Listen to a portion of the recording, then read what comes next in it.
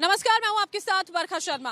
प्रधानमंत्री नरेंद्र मोदी गुजरात के 2 दिवसीय दौरे पर पहुंचे। जैसे ही 5 विधानसभा चुनावों के परिणाम जो है वो निकलकर सामने आए और 4 राज्यों में बीजेपी ने एक बड़ी जीत दर्ज की, उसके ठीक अगले दिन प्रधानमंत्री नरेंद्र मोदी गुजरात दौरे पर पहुंचे। एक मेगा रोड शो से शुरुआत उन्होंने अपने इस पूरे के पूरे कार्यक्रम की। वो मेगा रोड शो जो अहमदाबाद एयरपोर्ट से शुरू होकर कमलम तक पहुंचा। कमलम जो कि भारतीय जनता पार्टी का कार्यालय है, ऑफिस है। इस बीच 4 लाख के करीब लोगों ने प्रधानमंत्री नरेंद्र मोदी का भव्यता से स्वागत किया, उनके ऊपर फूलों की बारिश की और प्रधानमंत्री ने भी जनता का अभिवादन स्वीकार किया। इसके बाद देखिए प्रधानमंत्री की कई बैठकें जो हैं वो वहां पर रही और उसी के साथ साथ कार्यकर्ताओं को संबोधित प्रधानमंत्री नरेंद्र मोदी की ओर से किया गया।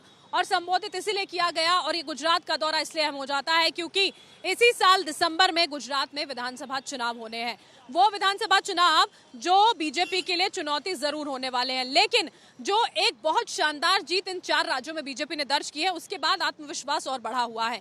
जब जीतती है कोई भी पार्टी तो जाहिर तौर पर विश्वास और ज्यादा बढ़ जाता है कि आगे आने वाले जो चुनाव होंगे उसमें कहीं ना कहीं राह आसान हो सकती है। लेकिन 2017 की अगर हम बात करते हैं तो गुजरात में भारतीय जनता पार्टी 99 सीटें जीत पाई थी। 182 में से 99 सीटें भारतीय जनता पार्टी ने जीती थी। कांग्रेस की ओर से कड़ी टक्कर दी गई थी और प्रधानमंत्री ये बखूबी समझते हैं कि कौन कौन सी चुनौतियां इन चुनावों के दौरान पेश आ सकती हैं। जब पिछले 27 सालों से बीजेपी गुजरात में सत्ता पर काबिज है तो वो एक बार फिर से उसी जीत को दोहराना चाहेगी और अगर बीजेपी जीतती है तो वो यहाँ पर बीजेपी की 7वीं जीत होगी, जो अपने आप में आप एक रिकॉर्ड देखिए बेहतर तरीके से समझ सकते हैं। वो एक पूरा का पूरा रिकॉर्ड रहेगा बीजेपी के लिए।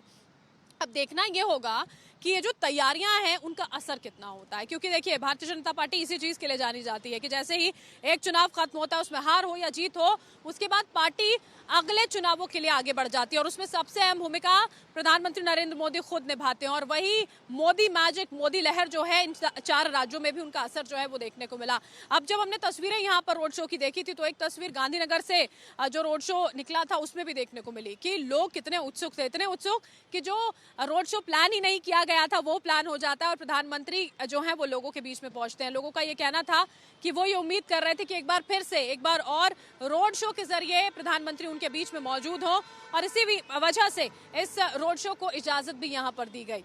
इसके अलावा देखिए प्रधानमंत्री नरेंद्र मोदी जो है वो राष्ट्रीय रक्षा विश्वविद्यालय भी पहुंचे और वहां के एक नए भवन का उनकी ओर से लोकार्पण किया गया। जो दीक्षांत समारोह था, कॉन्वोकेशन था, उसमें भी वो शामिल हुए और उसी के साथ साथ जो खेल महाकुंभ है उसका भी जो एक शुरुआत है वो प्रधानमंत्री नरेंद्र मोदी की ओर से की गई। खेल महाकुंभ देखिए 2010 में जब मुख्यमंत्री थे नरेंद्र मोदी, उनके नेतृत्व में गुजरात में खेल महाकुंभ का आगाज किया गया था।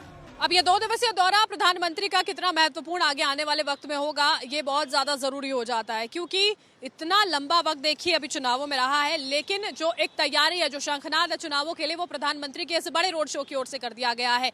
विपक्ष को मौका मिलता कि वो कुछ सोचे विचारे, कदम रखे, गुजरात में कोई तैयारी करे, कोई रणनीति बनाए, उससे पहले ही प्रधानमंत्री जो है वो अपने गृह राज्य में पहुंचे, लोगों के बीच में पहुंचे और लोग उनको अपने पास पाकर 2 सालों बाद, क्योंकि इससे पहले 2 साल पहले जो रोड शो है वो प्रधानमंत्री ने किया था, कोरोना के चलते तमाम पाबंदियां थी, उसकी वजह से रोड शो जो है वो आयोजित नहीं हो सका था, प्रधानमंत्री जनता के बीच में नहीं पहुंच पाए थे। अब आगे आने वाले वक्त में देखना होगा कि अब गुजरात में जब चुनाव होते हैं तो उसके लिए भारतीय जनता पार्टी की तैयारी और कितनी पुख्ता होती है, क्योंकि अपनी कमियों पर काम करना, ग्राउंड पर जाकर लोगों से मिलना, कार्यकर्ताओं को जीत का मंत्र देना, एक एक मंत्री, एक एक वरिष्ठ नेता की ओर से भारतीय जनता पार्टी में किया जा रहा है। विपक्ष के लिए कितनी बड़ी चुनौती और होने वाली है ये देखना होगा।